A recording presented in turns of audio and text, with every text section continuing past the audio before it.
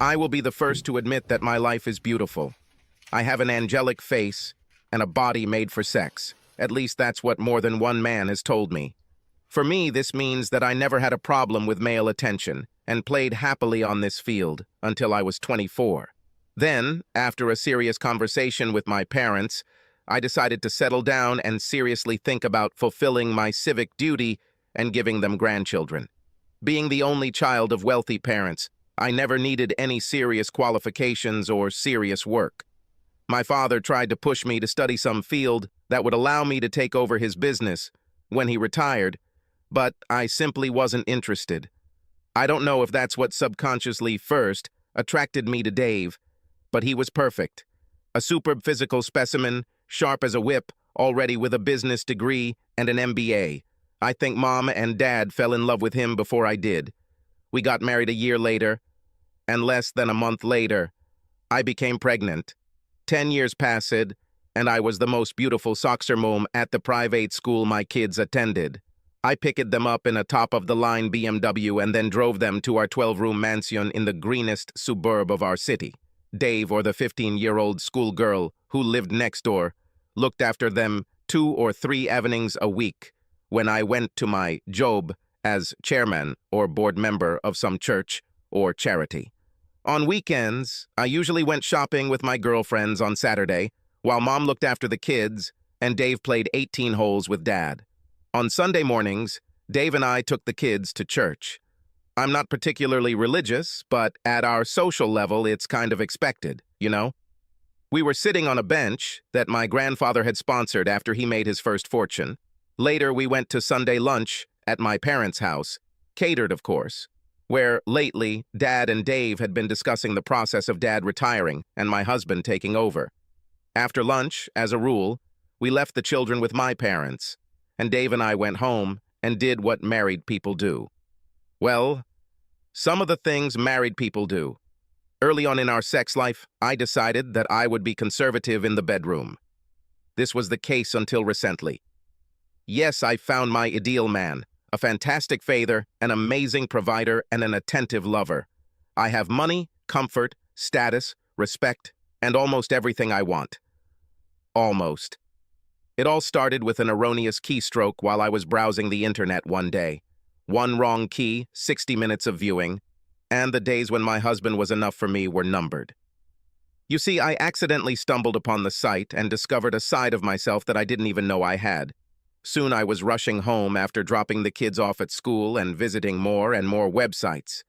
This whole painful thing is not about me, but the idea of being shackled, bound, blindfolded, helpless, while a strong man does whatever he pleases me, delights me.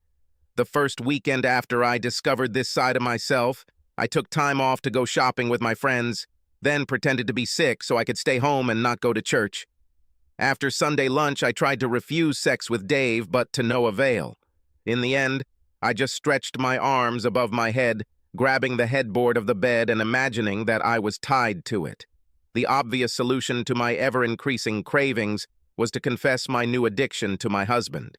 I'm sure he would have done everything necessary to make me happy, but, of course, good girls don't do that. Instead, I began to pretend, and my sexual frustration grew. I felt like a tightly coiled spring. My downfall began when I discovered the forum. There was a section where people could meet and then tell the rest of the readers how hot their last scene was. And they were hot, related, blindfolded, in a collar.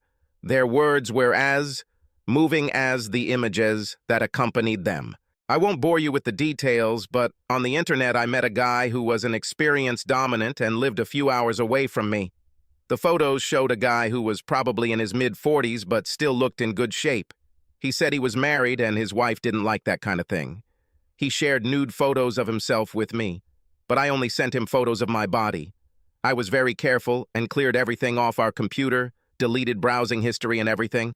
I stored some of my favorite things on a memory card, which I hid in the lining of my rarely used purse. I don't think I ever consciously made the decision to cheat on my husband. I've definitely never had an internal debate with myself. I just didn't take any steps to stop the situation when this guy, his name is Darren, ordered me to take time off work to meet him. My conscience didn't really bother me either. I felt forced to satisfy a sexual desire that did not pose a threat to my marriage. No threat, because Dave was never supposed to find out, just like everyone else I knew. Good girls don't do anything even remotely close to what I planned. I started making a list of everything I would need to provide. Darren apparently interpreted my temporary silence as reticence. He bombarded me with stories of what he was going to do to me when we met. Some of them were not to my taste, but we agreed. I know being tied up by a complete stranger is a huge risk, but I was obsessed, like I said. I hinted that our meetings could become regular, which meant that if he didn't give in the first time, there wouldn't be a repeat. In fact, I realized that the longer the affair went on, the chances of discovery increased exponentially, and I vowed to limit the experience. You see, I did my research. The negotiations ended, and I continued my research on how not to get caught. I know that people say that cheaters are always caught, but this is just propaganda and statistics. Stories and statistics about how people get away with cheating are never published. I imagine that for every betrayal discovered, there are 10 hidden ones. So, over the next 3 weeks, my life returned to normal. Dropping the kids off at school, rushing home, looking at pictures and videos of everything I had agreed upon with Darren, then reading stories about cheating wives until it was time to pick up the kids again.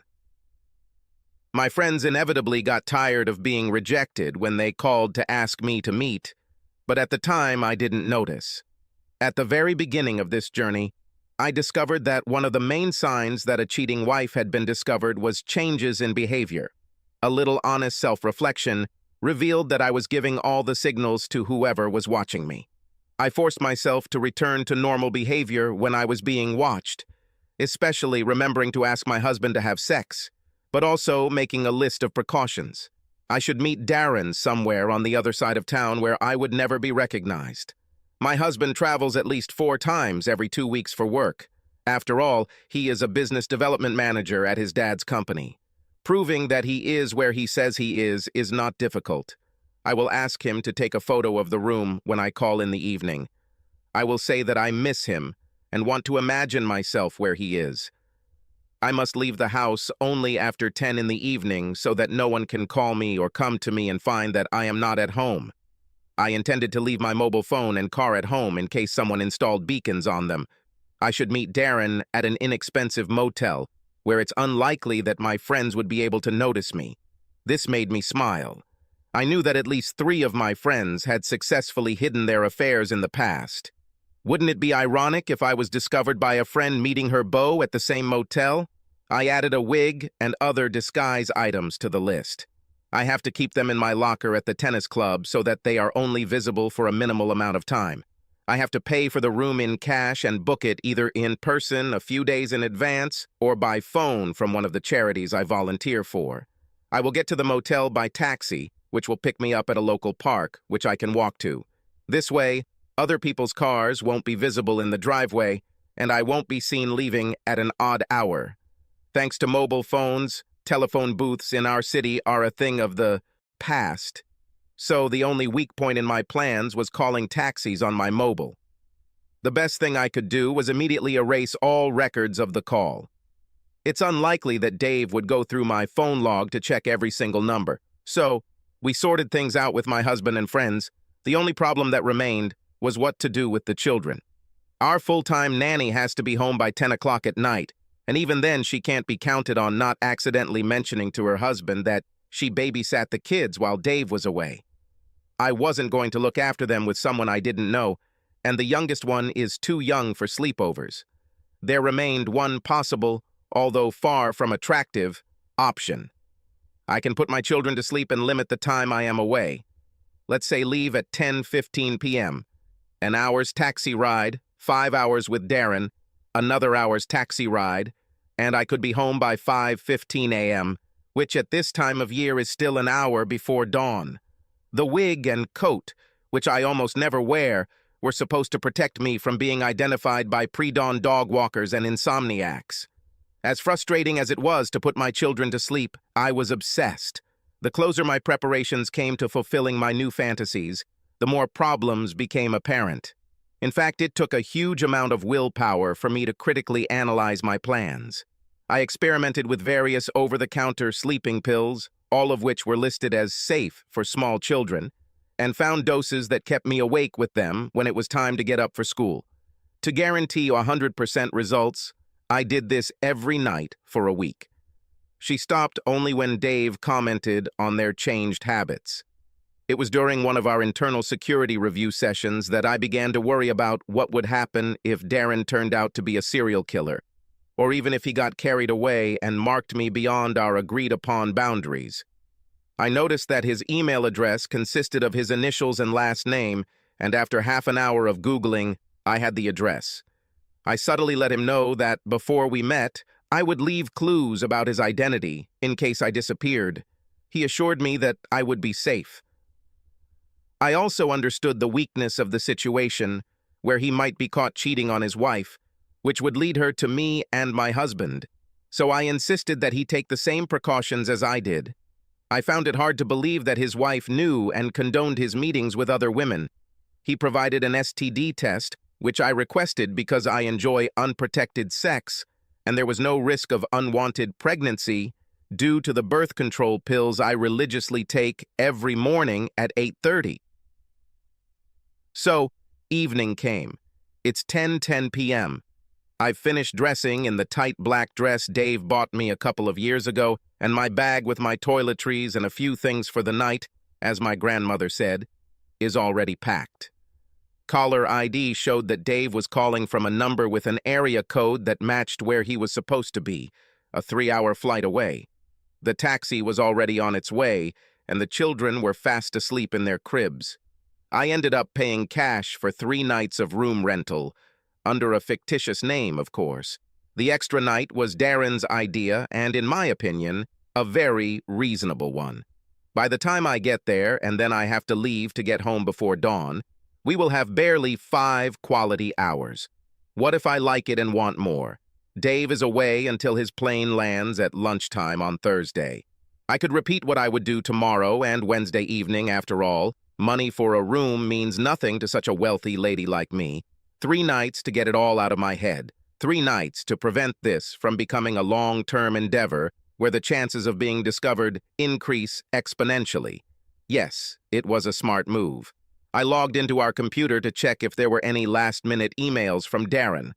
There weren't any. I checked to see if there was any evidence in the deleted folder, then sent a short SMS to my future owner saying that I was on my way. Looking at my watch, I saw that it was time to go to the park to meet a taxi. Taking one last look in the mirror, I asked myself if I should retreat even now, but the little devil on my shoulder said no. What could go wrong? I put the phone on the kitchen counter and walked out. By the time the taxi dropped me off at the motel, I was wet with anticipation. There was no one around, which was nice.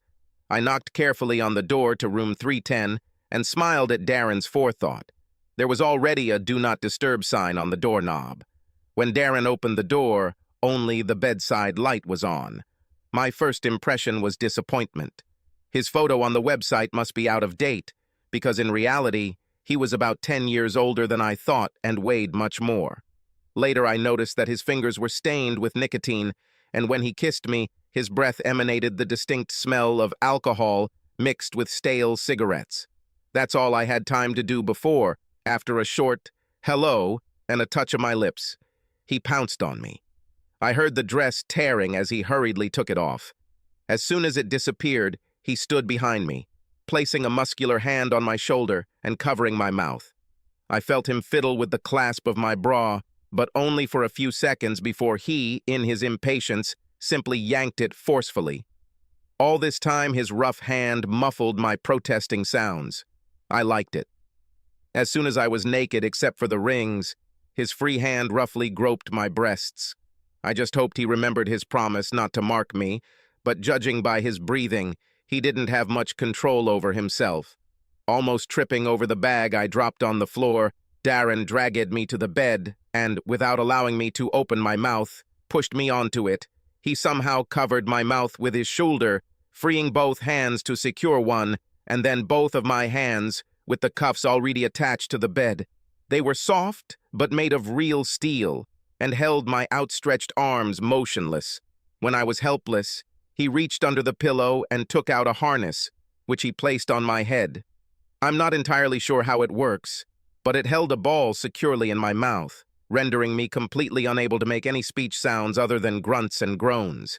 He then secured each ankle to opposite bedposts. He stepped back to admire his work before ripping off his clothes. While I basked in the sensations, melting from the feeling of helplessness, I thought that I had done the right thing. I can spend 3 nights without risk, and no one will ever know about it. True, stopping my new hobby in the near future may be a problem, but I am sure that the risk of this can be reduced with a little research. Jen, this is Dave. My kids just called me and said that when they woke up this morning, Portia wasn't home. They searched the whole house but could not find her. Dave paused to catch his breath from the adrenaline rushing through his system. His mother-in-law was concerned about the tone of his voice. Well, she's not here. Can't you come there as soon as possible? Of course. I'll call you when I arrive. Dave, having flown home as quickly as he could, had just finished hugging his children tightly. They were brave, but it was clear from their eyes that they were very worried. He turned to his relatives and thanked them for being there for his family. Have you tried going to the police again, Pete? Yes, the answer is the same. Unless there is evidence to the contrary, within the first 48 hours, they assume the person has simply left. Everything is as neat as a pin, and there is no sign that Portia has just left the house. Dave chimed in. Except her car is still in the garage and her phone is on the table near the back door, instead of on the charger where she usually keeps it. Portia's mother, Jen, noticed the children were upset by the conversation and took them into the kitchen to finish preparing dinner. Dave and Pete retired to the office. Dave's father-in-law lowered his voice to a more conspiratorial level. Her phone was here, but her house keys and purse were not. It's like she just went out to the store and never came back. But the nearest store is an hour's walk away, and my Portia would never leave the children like that. There's one more strange thing, Dave. I found this on the kitchen table. The older man showed him a bottle of over-the-counter baby sedative and a tiny measuring cup. The obvious reason why these objects were there did not suit the man who dearly loved his wife and respected her devotion to motherhood above all her other outstanding qualities. The possibility that she had deliberately drugged them with a sedative was so far removed from the image of his wife that he ignored it and returned to his concerns. The last time his children saw their mother was when she put them to bed at 9:30 p.m. the night before. Where was she? His own phone call to the police confirmed the relative's words. Since there was no disturbance in the house and his wife's purse and keys were missing, they assumed that she had simply left and did not want to be found. And so it happened. Dave then called everyone in their address book. Nobody saw the Porsche. He and his family focused on keeping the children occupied, but everyone in the family had trouble sleeping that night. In the morning, Dave, staggering from fatigue, came into the kitchen, where Pete had already drunk half his coffee. They exchanged pleasantries, until the older man expressed his opinion. Dave, have you checked her email yet? You have access, right? Good idea, Dad. If she hasn't changed her password, I will be able to access her account. They went into the office and started the family computer. Portia's password worked, and soon the couple were spying with all their might. The inbox looked normal, and sorting the emails by sender and quickly going through the list didn't reveal any unfamiliar names. Pete, who felt more comfortable using the computer than his brother-in-law, suggested checking the deleted items folder. It turned out to be empty. The elderly man's heart sank even more. He suggested that Dave check the sent items folder, already expecting that it would also be empty. That's almost exactly what happened. Almost, except for a single letter sent to Hardman a little after 10 on Monday evening. The simple message was chilling. I'll be there soon. Either Portia didn't bother to delete it, or it was transferred after she cleared out her sent messages folder. Dave turned away and the bottle of baby sedative from the previous evening came into his field of vision. A connection clicked in Dave's mind as Peter followed his gaze, and he quickly came to the same conclusion. Of course, she didn't do it, did she? Is there a better theory? Anger at his wife fought for dominance with fear. It was starting to look like Portia put her kids on sleeping pills so she could meet someone on Monday night and, for some reason, didn't come back. Armed with this circumstantial evidence of foul play, Dave called the police again. They still refused to intervene but suggested that he take the children for a blood test, which he did. Afterwards, he took them to school and then went home. Tam emailed Hardman, "Just tell Portia to come home. Her kids are worried. If you hurt her, I will find you and kill you." Wednesday evening passed just as slowly as the previous one. The pathology lab called early Thursday morning to say that the children's blood samples had found fairly high levels of chemicals found in sedatives. With possible evidence of a crime, the police finally took the case seriously and asked for the email address found on the computer, but warned them not to get their hopes up, as identifying people by email address is questionable at best. With nothing else to do, all three adults sat by their phones and waited for news. I stood in front of my own front door, disheveled, exhausted, and scared.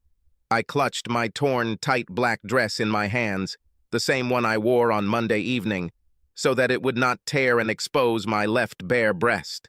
I slowly inhaled and exhaled, trying to calm myself, trying to forget the nightmare that had been the last 3 days, trying not to think about the horror that was about to break out in the next few hours. But the nightmare. I couldn't get rid of the memories of the nightmare. I remembered what seemed like years ago, that feeling of sweaty Darren grumbling over me. He must have seen the look of pleasure in my eyes, and he probably didn't like it. He reached towards my left ear and took out something from under the pillow. It was a black leather device similar to the nine-tailed whip from the old days. It had several leather tassels, each with a knot at the end.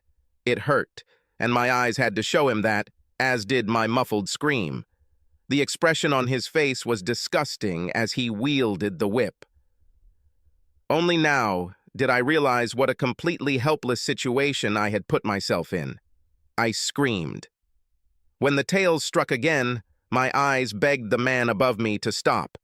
Apparently, this was the moment he had been waiting for, because with a mighty roar, he finished. I closed my eyes in humiliation, real humiliation, not the fantasies that I saw on all sites. My mind was terrified of what Darren might do next and what form he would leave my body in. From the place where my mind full of horror rushed, strange sounds brought me back. When I opened my eyes, the first thing I saw was that the expression of pleasure had disappeared from Darren's face. It was replaced by an expression of anguish. He gasped and clutched his chest, and his face turned a sickening white color. As I watched, he suddenly collapsed on me and twitched for probably half a minute before I heard a sound that I had only read about in books. Death rattle. Darren was dead. His entire weight was pressing down on my chest, and it felt like every time I exhaled, I didn't have the strength to fill my lungs again. I thrashed around in a panic, but since my arms and legs were fully extended, I could not find any leverage to push him off. As terrible as this experience was, it was overshadowed by my horror.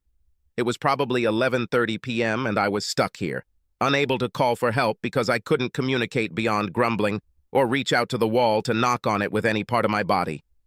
I hang around here until the maid comes to check if I need anything in the room. When? At 9 or 10 in the morning? By this time, my children should have woken up from their sleeping pill-induced sleep, gone to Mom's room to wake her, and found that she was gone. I could imagine their horror when they discovered the house was empty, and it made me panic and start rushing around. However, I pulled myself together, thinking that I could again move Darren's body into a position where my lungs were being compressed. I stopped moving and started crying. What will my children do when they find themselves alone? Will they go to the neighbors, or they'll use the sheet of speed dial numbers next to their home phone and call, who? Dave or my parents? Neither one nor the other was good. Dave will be scared and confused and will immediately call my cell phone, which will ring from the table near the door of the house.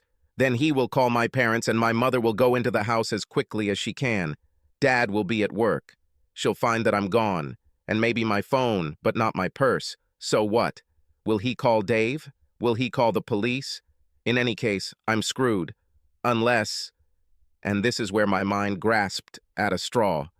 The maid doesn't come very early and I can convince her to find the keys to the handcuffs and let me go. And then I promise her enough money so she doesn't immediately call the police. I can get maybe $10,000 in cash quickly and without leaving a trace. I can rush home as quickly as possible, wake up the kids, apologize for oversleeping, and take them to school. Then call the police. I can threaten to sue them if they tell the media about this and have it all sorted out by the time the kids graduate from school, or ask their mom to pick them up. There's nothing wrong with that. Two consenting adults engaging in legal activity, which just went really badly. All was good. Everything will be fine. Then I remembered that I booked a room for 3 fucking days, but that was also normal. The maid still checks each room daily for fresh towels and so on. Then I remembered the Do Not Disturb sign on the outside handle, and all my illusions collapsed. I heard myself make a sound through the gag that was half a moan, half a sigh. The death rattle of my marriage and perfect life. Daylight filtered in through the tightly closed curtains, slightly raising the temperature in the room. Just enough to make my trembling subside a little. How long can a person go without water? I seem to remember no more than 2 or 3 days. I might have known this if I had paid more attention in school instead of spending all my effort on making sure my clothes were better than the other girls and that they were revealing enough to attract the bulk of the male attention in class. Then I thought that death might be preferable to what awaited me. My legacy and memory may be destroyed, but at least I won't be around to see it. Judging by the brightness of the curtains, the sun had risen high enough to penetrate the narrow gap between the rows of rooms in the cheap motel, which once again confirmed that there would be no escape that day. My tongue is already stuck to the roof of my mouth. I hoped I could talk fast enough so the maid wouldn't call the police when she found me in the morning. Since there were no police, all sorts of explanations were plausible, but as night fell, I realized that some of them were bizarre deliriums caused by desperation and thirst. I think my last conscious thought before the headache and delirium consumed me was a simple one. I'm done for, and all this because of one stupid decision. I never met the maid who found me, although I would very much like to do so one day when I am armed with something deadly. My first memory was of being shaken on the gurney as they put me into the ambulance. I was hooked up to one of those devices that drip stuff into you. The emergency personnel apparently recognized my extreme dehydration and began pouring fluids into me. They also placed my purse next to me. My next memory is of being wheeled to the hospital and someone trying to take my bag. I clung to her as if to a terrible death. I'll contact my family when I'm ready, and I've had at least half a chance to pursue a plausible story. Until then, I plan to remain unknown. With the help of heat packs and an IV, followed by small sips of water, I recovered physically enough to start thinking straight again after lunch. The planning was interrupted when I was questioned by the police. I insisted on the truth and reminded them of their duty of care, threatening legal action personally if my story became known to the media. As he left, the sergeant looked at me with a look that seemed to mix amusement and pity. By mid-afternoon, I had a credible story, but I won't bore you. Much of it depended on the fact that my family would be so relieved by my sudden appearance that they would not ask too many questions. During the evening rounds before 7 o'clock in the evening, the staff doctor finally released me, and I quickly put on my torn dress. On the way, I asked the nurse if there was a clothing store nearby that was open at that time of day, and received a sharp and rather cold no. She still deigned to call me a taxi, and I sat at the entrance to the hospital and waited for him, calm and confident, despite my outfit. There was a TV in the waiting room tuned to the 7 o'clock news, and that ended my confidence and my life. The main news was dedicated to a little old me. There were photographs of me lying on the motel bed underneath the dead Darren, apparently taken by the maid and sold to the media. My face was blacked out, I assume, for legal reasons. After all, it was a coroner-controlled scene. However, the television cameras did not show such courtesy. How they got ahead of the departing ambulance I will never know, but they did. My face was clearly visible as the gurney was brought to the ambulance. They even showed me one of the handcuffs still attached to my wrists. I passed out and must have almost been carried to the taxi when it pulled up. Who gave the driver my address is a mystery, but my next memory is that I am standing here, right now, facing the door leading into the execution yard, devoid of hope or even the desire to fight. All the illusions I could entertain lasted about 300 milliseconds after my husband opened the door. Over his shoulder, I saw the TV. It was tuned to the very station on which I had so recently seen myself. He looked into my eyes, raising an eyebrow questioningly. This was it, my moment of truth, my opportunity to say that I was kidnapped, handcuffed to a bed, and abused for 3 days, that I am worthy of his pity, not contempt. Then I looked at my phone, still on the table, next to the door, at the purse in my hand, then at what I was wearing. With that last glance, all the remaining struggle in me faded away. I sank to my knees in shame and defeat. Dave didn't have to say a word. As if that wasn't enough, I heard a high-pitched voice ask from somewhere behind me, "Really, Portia, are you drugging your own children with sleeping pills?" It was my own mother's voice. If my mother is confident enough to judge me, I know that in my father's eyes I will be written off. He loves Dave like the son he never had, almost as much as he loves me. I don't know how much time passed after the door slammed in my face. I heard a voice behind me asking me to confirm my name. It was the police. I was arrested, handcuffed, taken to the station, and charged. When they showed me the evidence, my fingerprints on the bottle of sedative, my absence from the house and the children's blood tests, I saw no point in denying anything. The media, of course, went into a frenzy.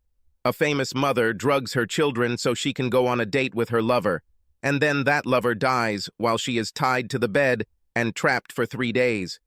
After 4 nights in jail, when it became obvious that no one was going to post bail, the state released me on my own recognizance. Someone must have alerted the media because they were all waiting for me outside the prison, and it was the longest walk of my life until they finally gave up. I reconsidered my options when my feet led me to the main street of the city. My superficial socialite friends will never have anything to do with me again without the risk of being smeared with my poison. My children are old enough to understand that I took a risk and betrayed them in the worst way a mother can. Besides, they have a caring father and 2 sets of close grandparents. They don't need me. If I had stayed, I would have been laughed at and spat on until the memory of my behavior faded, and then simply shunned until death. I looked in my wallet to see how much cash I had. Less than $200. I saw an ATM on the other side of the street and decided to check if any of my cards still worked. In my opinion, the odds were 50-50, but we all know how bad my judgment has been lately. If any of my cards work, I'll turn left toward the bus station. If it doesn't work, I'll turn right. To the bridge over the long descent to the river. I inserted the first card and held my breath. Subscribe to our channel so that your second chaff doesn't cheat on you, and go ahead and listen to the next story, because this story is nothing compared to the next one. If you're under 18, don't even think about listening to the next one.